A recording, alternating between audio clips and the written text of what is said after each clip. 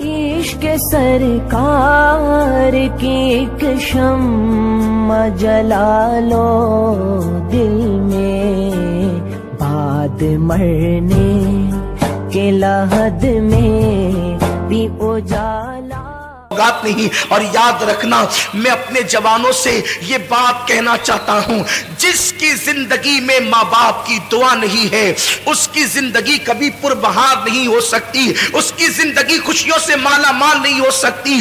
آج انسان سب کی دعا لینا چاہتا ہے، ماں باپ کی دعا نہیں لینا چاہتا، مگر یاد رکھیں آپ کے لیے کوئی بھی بڑے سے بڑا پیر، بڑے سے بڑا عالم، بڑے سے بڑا مفتی، بڑے سے بڑا خطیب، بڑے سے بڑا ادیب اگر آپ کے لیے دعا کر دے، اللہ چاہے تو دعا قبول کرے، اللہ چاہے تو رد کر دے۔ وہ قادر و قیوم بے نیاز ہے، وہ چاہے جس کی دعا رد کر سکتا ہے، اس کے لیے اس کو کوئی پوچھ نہیں سکتا، اس پہ کوئی فرض واجب نہیں ہے۔ وہ کرم، وہ قبول کرے تو کرم ہے، رد کر دے تو اس کا عدل ہے۔ اللہ چاہے جس کی دعا رد کر دے، لیکن سنو سب کی دعا رد ہو سکتی ہے، کسی کی دعا کی قبولیت کی گارنٹی نہیں ہے سوائے ایک دعا کے۔ میرے کریم آقا فرماتے ہیں کہ جب ماں باپ اپنی اولاد کے لیے دعا کرتے ہیں تو اللہ ان کی دعا رد نہیں کرتا بلکہ قبول کر لیتا ہے۔ حضور فرماتے ہیں دعا والدہ لولدہ کا دعائی لکم، تمہارے باپ کی دعا تمہارے حق میں ایسی ہے جیسے نبی کی دعا امتی کے لیے ہوا کرتی ہے۔ جب کوئی ماں اپنی اولاد کے لیے دعا کرتی ہے تو اللہ کا عرش جنبش کرنے لگتا ہے۔ اللہ فرماتا ہے اے عرش رک جا، عرش کہتا ہے کیسے رکوں؟ آج ایک ماں اپنی اولاد کے لیے دعا کر رہی ہے، جب تک تو اس کی دعا قبول نہ کرے گا میں ہلنا بند نہیں کروں گا۔ قدرت کی طرف سے جواب آتا ہے تو نے ہلنا بعد میں شروع کیا، ہم نے تو اس سے پہلے اس کی دعا کو قبول فرما لیا۔ آج ہم یہ سمجھتے ہیں ہم 5 وقت کے نمازی ہیں، نیک ہو گئے بہت، ماں نماز نہیں پڑھتی اس کی دعا میں کیا اثر ہو گیا؟ ماں اگر نماز نہیں پڑھتی تو بھی اس کی دعا کی قبولیت ہے، کیونکہ ماں کا مرتبہ نمازی ہونے کی وجہ سے نہیں ہے، ماں کا مرتبہ نیک ہونے کی وجہ سے نہیں ہے، بلکہ ماں کا مرتبہ ماں ہونے کی وجہ سے ہے۔ ایک صحابیہ بارگاہ رسالت میں آ کے کہتی آقا میری ماں شراب پیتی ہے۔ صحابیہ کہہ رہی میری ماں شراب پیتی ہے، کیا میں اپنی ماں کی خدمت کروں؟ حضور فرماتے ہیں ہاں خدمت کر۔ عرض کی حضور وہ شراب پینے کے لیے میخانے میں جاتی ہے، حضور فرماتے ہیں محبت سے سمجھا، اور اگر نہ مانے جب وہ شراب پی کے بے ہوش ہو جائے تو ادب سے اس کو اٹھا کر لا اور اس کے بستر پہ لٹا دے۔ یہ اسلام کی تعلیم ہے، لیکن آج ماں باپ کے ساتھ اس نے سلوک نہیں ہے۔ ماں باپ کو گھر کا کچرا سمجھا جاتا ہے، ماں باپ کو ذلیل اور رسوا کیا جاتا ہے۔ یاد رکھنا ہمیشہ جوان نہیں رہو گے، جس دن تمہاری جوانی ڈھلے گی تم بھی باپ بنو گے، خواتین بھی ماں بنے گی۔ تم نے اپنی اولاد کے ساتھ جیسا سلوک کیا تمہاری اولاد اس سے بدتر تمہارے ساتھ سلوک کرے گی۔ تم اپنے ماں باپ کے ساتھ جیسا سلوک کرو گے اگر ان کو ستایا اس سے زیادہ تم ستائے جاؤ گے، اور تم نے ان کی خدمت کی تو اس سے زیادہ تمہاری اولاد تمہاری خدمت کرے گی۔ یہ بڑے عظیم لوگ ہیں۔ ماں باپ کا جھری پڑا ہوا چہرہ دیکھنا وہ ثواب کا درجہ ہے کہ کسی خوبصورت کو دیکھنے پر بھی وہ ثواب نہیں ملتا جو ماں باپ کے جھری پڑے ہوئے چہرے کو دیکھ کے ثواب ملتا ہے۔ اور یہ بات ہمیشہ یاد رکھنا، جس دن یہ چہرے قبروں میں چلے جائیں گے نا، پھر ان چہروں کو ترسو گے تو یہ چہرے کبھی خواب میں بھی نظر نہیں آئیں گے۔ یہ چہرے ہر عبادت کی قضا ہے۔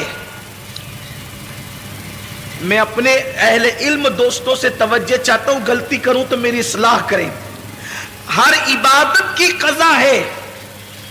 عشاء نہیں پڑھی، کبھی احساس ہو گیا کہ میں نے فروری کی 2019 کی 9 تاریخ کی عشاء نہیں پڑھی تھی، زندگی میں جس دن احساس ہو جائے اس دن پڑھو، اس کی قضا ہے۔ 10 تاریخ کی فجر نہیں پڑھی تھی، جس دن احساس ہو جائے پڑھ لیا، زندگی بھر میں اس کی قضا ہے۔ ہر عبادت کی قضا ہے۔ ماں باپ کا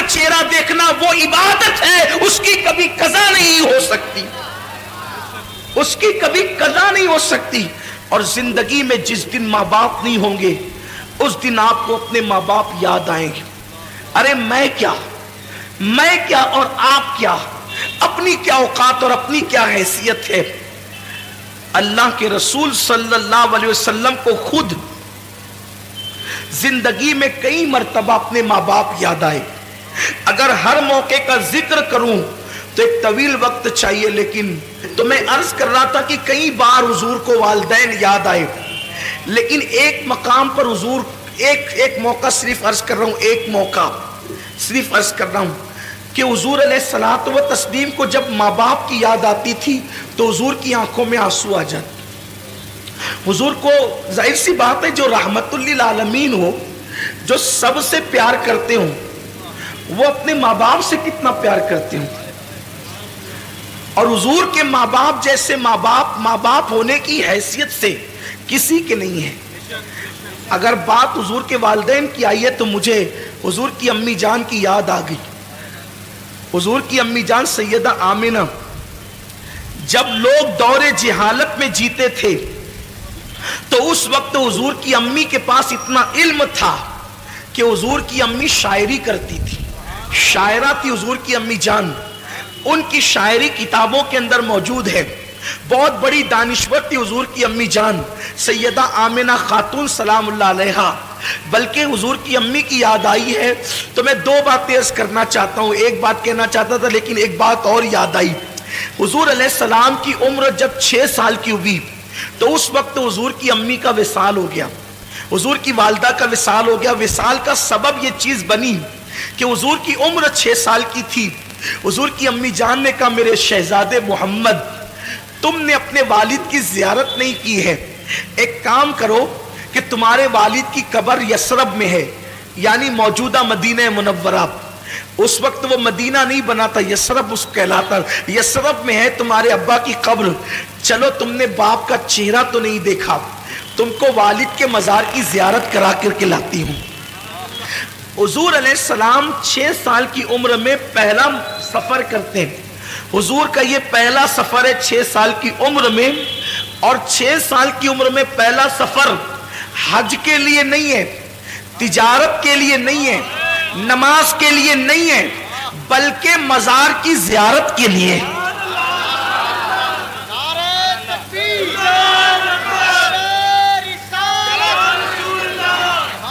بڑی معذرت کے ساتھ جو دوست قبروں کے مخالف ہیں, مزارات کی زیارت کے مخالف ہیں, میں ان کو کہنا چاہتا ہوں کہ حضور نے تو زندگی کا پہلا سفر مزار مقدس کی زیارت کے لیے کیا, اور وہ بھی اپنے والد کے مزار کی زیارت کے لیے. 6 سال کی عمر میں حضور اپنی امی سے کہتے ہیں امی ٹھیک ہے. دراصل بات یہ تھی کہ حضور اپنی ماں کے پیٹ میں تھے اور صرف 2 مہینے یا 3 مہینے یا 4 مہینے کے اندر عمل کی شکل میں تھے. حضور کے والد کا وصال ہو گیا. وہ تجارت کے لیے گئے تھے, ملک شام سے واپس لوٹ رہے تھے جسے ہم مدینہ منورہ کہتے ہیں. اب جب وہاں پہنچے تو ان کی ننیال میں رکے, بیمار ہوئے اور وہیں پر آپ کا وصال ہو گیا. تو حضور کی امی نے کہا تھا بیٹا چلو میں تمہیں اب تمہارے والد کی مزار کی زیارت کرا دوں. جناب عبد المطلب سے اجازت لی, اور اجازت لے کر کے 3 نفری قافلہ حضرت سیدہ آمنہ اور ان کی کنیز ام ایمن اور حضور علیہ السلام, یہ تینوں چل پڑے مدینہ شریف کی طرف. اب میں اس کو یثرب نہیں کہوں گا کیونکہ ہمارے یہاں یثرب کہنا بے ادبی ہے, لیکن اب آپ سمجھ لیں کہ وہ یثرب پرانا نام ہے اور ابھی وہ مدینہ نہیں بنا تھا, لیکن پھر بھی میں مدینہ منورہ کہوں گا. تو سرکار چلے. 1 مہینے تک حضور نے اپنی امی کے ساتھ وہاں قیام کیا بچپنے میں 6 سال کی عمر میں, اور قبر والد کی قبر پہ جاتے امی کے ساتھ. جب رخصتی کا وقت آیا کہ اب جانا ہے مکہ المکرمہ, تو حضور کی امی کبھی اپنے شوہر کی قبر کو دیکھتی ہے اور کبھی حضور کے چہرے کو دیکھتی ہے, اور شوہر کا صدمہ. حضور کی امی جان کی عمر ابھی 18-19 سال ہی تھی کہ وہ بیوہ ہو گئی. 18-19 سال کی عمر میں بیوگی آخر کیا چیز ہوتی ہے؟ سوچیں نا ذرا. اگر کوئی عورت 19 سال کی عمر میں یتیم ہو جائے تو اس کو اتنا صدمہ نہیں ہوتا, जितना उसको बेवा होने का सदमा हो। हुजूर की अम्मी बेवा हुई है इतनी छोटी सी उम्र में, और हुजूर के वालिद का विसाल इतनी छोटी उम्र में हुआ है कि उनको अभी दाढ़ी के बाल भी नहीं निकले थे, बाल निकलना शुरू हुए थे और उनका विसाल हो गया। यानी जिंदगी की मुकम्मल बहारें भी नहीं देखी है और विसाल हो गया। तो कभी शौहर की कब्र देखती है, कभी बेटे का मासूम सा चेहरा देखती है। और 6 साल की उम्र में मेरे नबी कितने खूबसूरत लगते होंगे। जिसके गालों की कसम कुरान याद करे वद्दुहा कहकर, जिसके जुल्फों की कसम याद करे कुरान वल्लैल कहकर, जिसकी मां को कुरान गोया के मतलइल फजर हक कहे। आखिर उस रसूल आजम जब बच्चे लड़कपन की तरफ जाते हैं तो बड़े खूबसूरत लगते हैं, जब जवानी की तरफ जाते हैं तो बड़े हसीन लगते हैं। आम बच्चे भी खूबसूरत लगते हैं, तो जिसकी सूरत खुदा भाती हो उसके शबाब का आलम क्या होगा। गोद में आलम शबाब, हाले शबाब कुछ न पूछ। तो कभी बेटे का चेहरा देखती है, कभी शौहर की कब्र देखती है और अशार पढ़ती है शौहर की याद में, और बेटे का हाथ पकड़ करके फिर आखिरी बार कब्र देख करके निकलती है। उसी में तबीयत में तब्दीली शुरू हुई, तबीयत बदलना शुरू हुई, सफर शुरू हुआ, यहां तक के कि मकाम अबवा तक पहुंचते पहुंचते अब सफर की हिम्मत नहीं रही। तो उम्मे ऐमन से कहती है, उम्मे ऐमन अब मैं यहां से आगे जाने की मेरे अंदर ताकत नहीं है।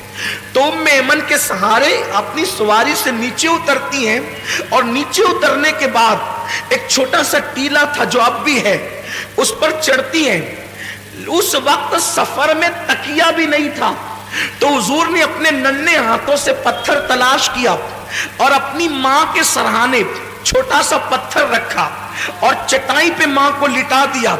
हुजूर की अम्मी जान लेटी हुई है और सीने के पास अल्लाह के रसूल, 6 साल के अल्लाह के रसूल जलवगर है। कभी हुजूर की अम्मी हुजूर का चेहरा देखती है और कभी उम्मे ऐमन को देखती है और रोती है। हुजूर मां को रोता देखकर रोते हैं और हुजूर अम्मी से पूछते हैं, मां तुम क्यों रो रही हो।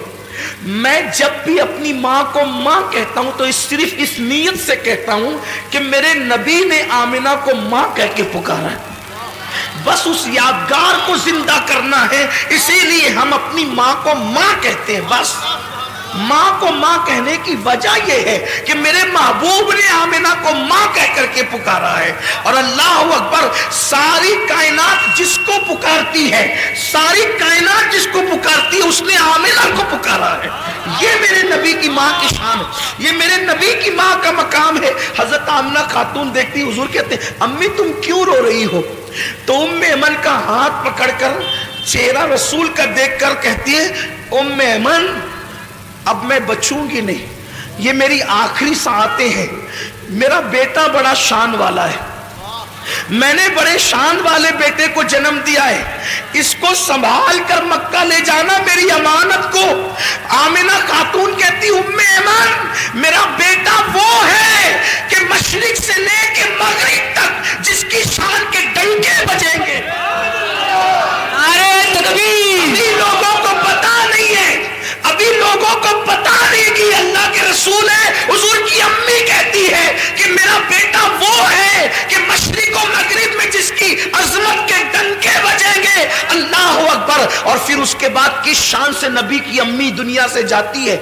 इमाम जुर्कानी ने लिखा है कि हुजूर की नात पढ़ते हुए वो दुनिया से, हुजूर की नात, हुजूर की नात इस उम्मत में सबसे पहले हुजूर के घर से लिखी गई है। हुजूर की नात सबसे पहले हुजूर के घर से लिखी गई है। नात लिखना ये हुजूर के घर वालों का तरीका है। हुजूर के घर से हुजूर की नात सबसे पहले नात हुजूर के घर में लिखी गई। या तो हुजूर के चचा हजरत अबू तालिब ने नात लिखी, या हुजूर की अम्मी जनाब आमिना ने हुजूर की नात लिखी। अब हजरत आमिना ने क्या लिखा, हजरत आमिना के जो अशार है उसका मफहूम पेश कर रहा हूं। वो कहती है, हर नई चीज पुरानी हो जाएगी, हर नई चीज पुरानी हो जाएगी, हर उरूज को जवाल आएगा।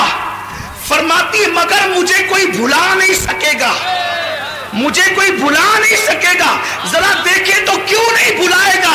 वहाब की बेटी है इसलिए, अब्दुल मुत्तलिब की बहू है इसलिए, अब्दुल्ला की बीवी है इसलिए, अरब की खातून है इसलिए, कुरैशी है इसलिए, कहती है कि मुझे बुलाया नहीं जाएगा। हर नई चीज पुरानी होगी, हर उरूज को ज़वाल आएगा, मुझे बुलाया नहीं जाएगा, क्योंकि मैंने ऐसे बेटे को जन्म दिया है। इसकी वजह से मेरा तस्करा मशरिक व मगरिब में। नारे तकबीर, नारे रिसालत, अज़मत मुस्तफा, सुभान अल्लाह सुभान अल्लाह। इसकी वजह से मेरे बेटे का फैजान दुनिया में आम होगा। गोया के नबी की नबूवत का और किस शान से दुनिया से जा रही है। रसूल के चेहरे पे नजर है, जबानों पे नाते मुस्तफा है, और इसी शान से वो दुनिया से रुखसत होती है। रोते हुए अचानक आंखें बंद हो जाती है। जब माँ की आवाज बंद हो गई और आंखें बंद हो गई, हुजूर अपनी माँ को हिला के, अम्मी तुम बोलती क्यों नहीं? एक 6 साल के पैगंबर के जज्बात थे, मासूम जज्बात। अम्मी तुम बोलती क्यों नहीं? उम्मे ऐमन ने हुजूर को पकड़ के सीने से लगाया, कहा शहजादे जो दुनिया से चले जाते हैं वो बोला नहीं करते, जो दुनिया से चले जाते हैं वो, मेरा ईमान है। खैर से उम्मे ऐमन ने हुजूर को मना कर दिया। अल्लाह की इसमें हजारा हिकमतें थी। अगर हुजूर दूसरी मर्तबा बोल देते ना कि अम्मी तुम बोलती क्यों नहीं, तो तारीख गवाह हो जाती कि हुजूर की मां बोल पड़ती। जिसके इशारे से संगरेजे बोलते हैं, जिसके इशारे से पागल ऊंट बोलते हैं, जिससे हरनी बातें करती है, उम्मे ऐमन ने कह दिया शहजादे जो दुनिया से चले जाते हैं वो बोला नहीं करते, बल्कि उनको फिर कब्र में दफन कर दिया जाता है। तो माँ को कब्र में रखना है। मैं अपने अल्फाज के जामे में तारीखी हवाले पढ़ रहा हूँ कि माँ को कब्र में रखना है। तो हुजूर ने नन्ना सा पत्थर अपने हाथ में लिया, नन्हे से गोरे गोरे खूबसूरत हाथों में, और उस टीले को उम्मे ऐमन के साथ खोदना शुरू किया। दाऊद अलैहिस्सलाम के हाथों पर अल्लाह ने लोहे को नरम कर दिया और हुजूर के हाथों पर वो टीला नरम हो गया। उम्मे ऐमन के साथ मिलकर अल्लाह के रसूल ने माँ की कब्र खोदी। शायद ये पहली और आखिरी कब्र थी जिसको रसूलुल्लाह ने अपने हाथों से खोदी थी, और खोद करके फिर माँ को लिटा दिया और मिट्टी बराबर कर दी।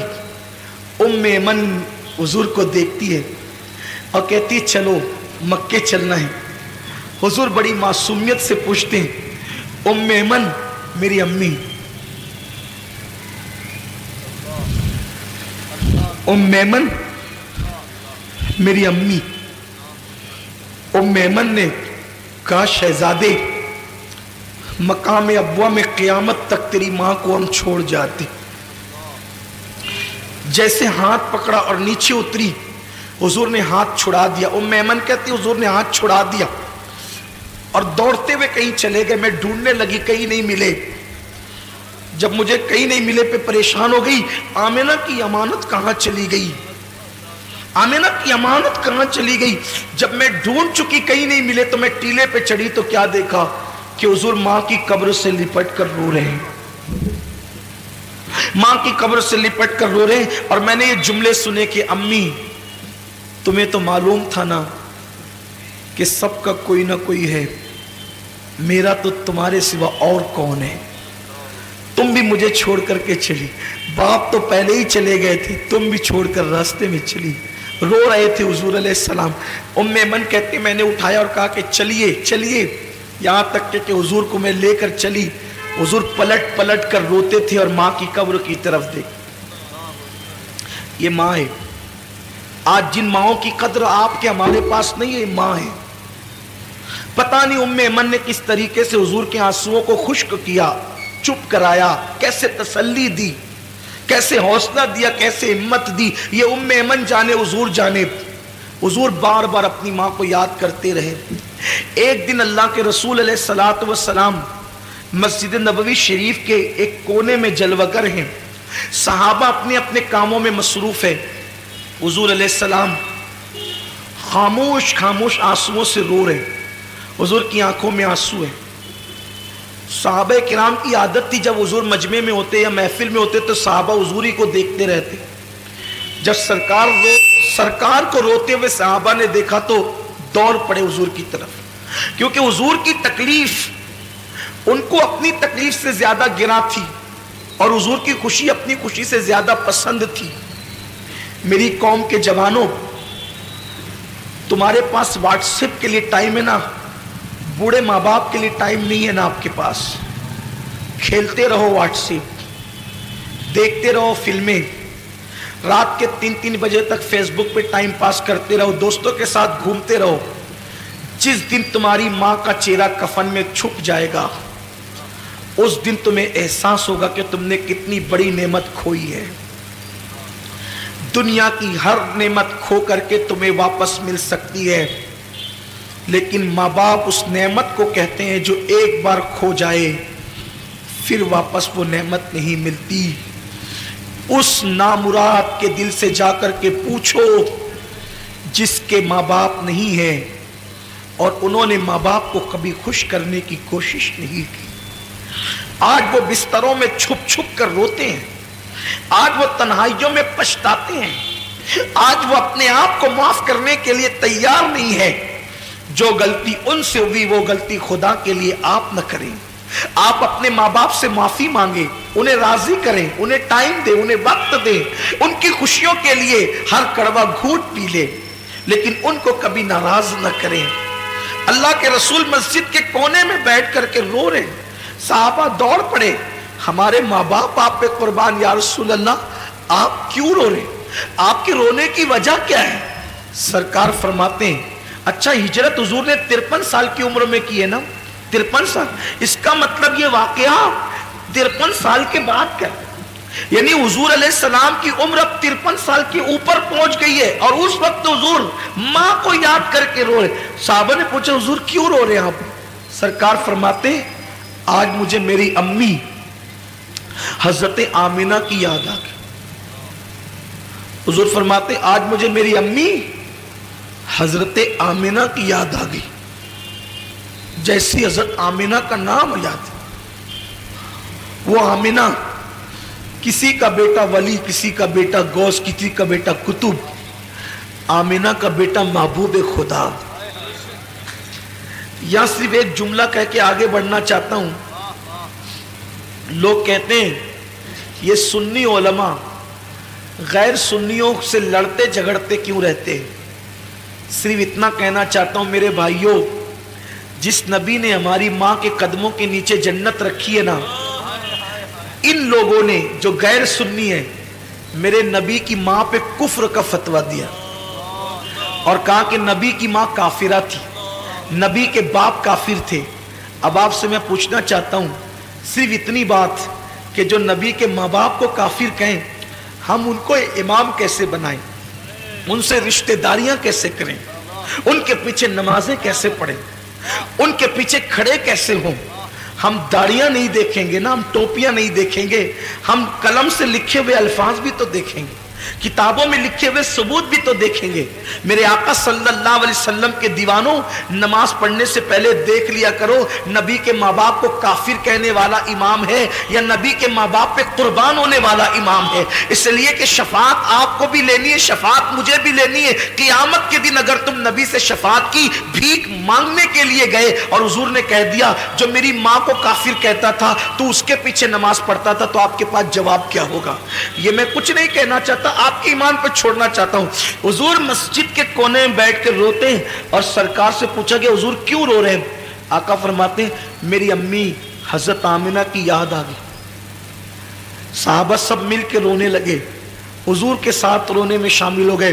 حضور کی امی یاد آئی ہے, آج نبی کو اپنی والدہ یاد آئی, ماں یاد آئی ہے نبی کو.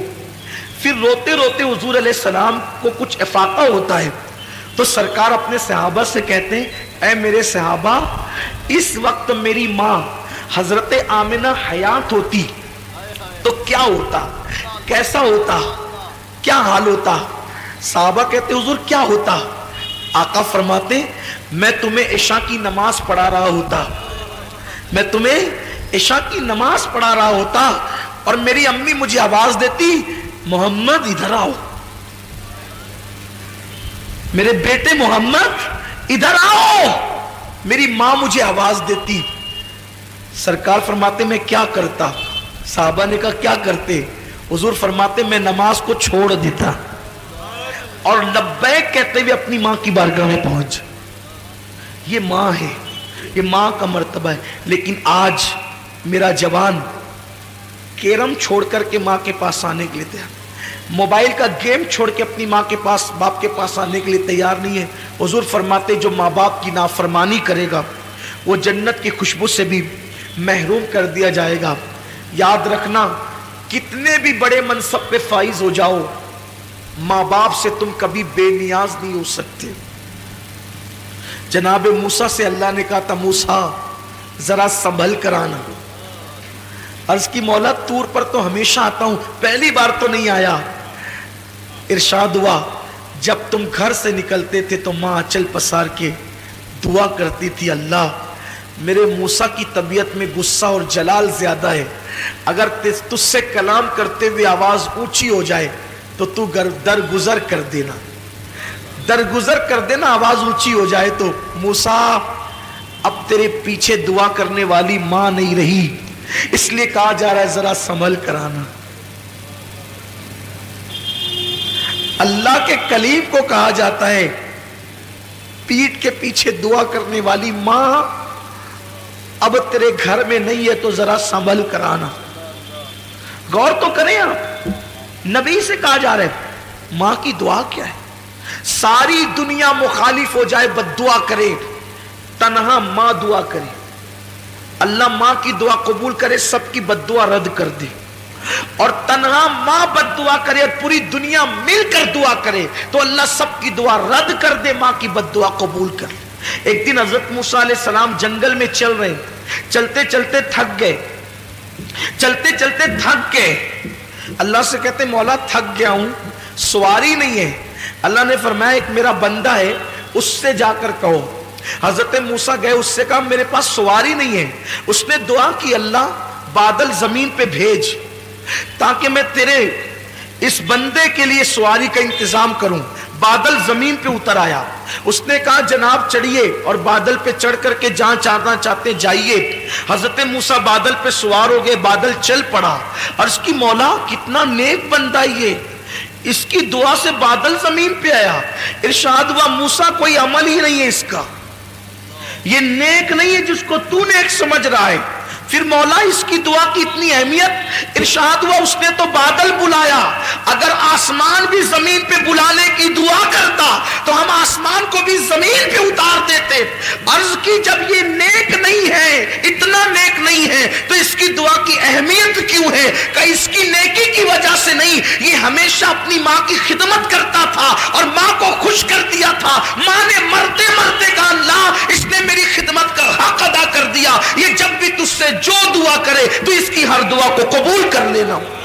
اس کی ماں کی دعا کی برکت ہے، اس کی ماں کی دعا کی نیکی کچھ نہیں ہے زیادہ، اس کے پاس ماں کی دعا کی برکت ہے. حضور فرماتے ہیں جو ماں باپ کی نافرمانی کرے وہ جنت کی خوشبو بھی نہیں سونگے، بلکہ جس سے ماں باپ ناراض ہو وہ بھی جنت میں نہیں جائے گا، شہید ہوگا تو بھی جنت میں نہیں جائے گا. علامہ سید نعیم الدین مراد آبادی نے لکھا ہے اگر کوئی شہید ہو جائے نا، شہید اور ماں باپ یا دونوں میں سے کوئی ایک ناراض ہو تو بھی وہ جنت میں نہیں جائے گا، مگر چونکہ وہ شہید ہوا ہے تو جہنم میں بھی نہیں جائے گا. جنت اور جہنم کے درمیان ایک مقام آراف ہے، وہاں رکھا جائے گا. پھر اللہ اس کے ماں باپ کو پہلے راضی کرے گا، جب تک ماں باپ راضی نہیں ہوں گے اس شہید کو جنت نہیں ملے گی. سوچو شہید ہو کر بھی ماں باپ کی رضا کے بغیر جنت نہیں ملتی تو ہمیں اللہ اکبر سوچئے تو صحیح. اور اپنی گفتگو کو اینڈ پر پہنچانے کے لیے ایک بات آپ سے کہوں یار، جو ماں باپ کا گستاخ ہو، توجہ آپ کی، دھیان ہے آپ کا، جب ماں باپ کا کوئی گستاخ ہو، کلمہ پڑھ کے، نماز پڑھ کے، حج کر کے، زکوٰۃ دے کے، شہید ہو کر بھی ماں باپ کی گستاخی کی وجہ سے جنت میں نہیں جا رہا ہے تو جو رسول پاک کا گستاخ ہو وہ کلمہ پڑھ کے جنت میں کیسے جا سکتا ہے؟ ماں باپ سے بڑا مرتبہ نبی کا ہے نا. لوگ کہتے ہیں کیسی بات کرتے ہیں مولانا, کلمہ پڑھنے والے جنت میں جائیں گے. ارے کلمہ پڑھ کے ماں باپ کی گستاخی کیے تو جنت نہیں ملے گی, تو کلمہ پڑھ کے نبی کی گستاخی کیے تو جنت کیسے مل سکے؟ دو باتیں ہو گئی. شراب کے عادی کو جنت کی خوشبو نہیں, ماں باپ کے نافرمان کو جنت کی خوشبو نہیں, اور کوئی کسی پہ احسان کرے. تیسرا, کوئی کسی پہ احسان کرے اور احسان کر کے احسان جتائے, احسان کر کے احسان جتائے, اللہ اس کو بھی جنت کی خوشبو نہیں عطا کرے گا. مطلب کیا؟ کسی غریب کی مدد کی,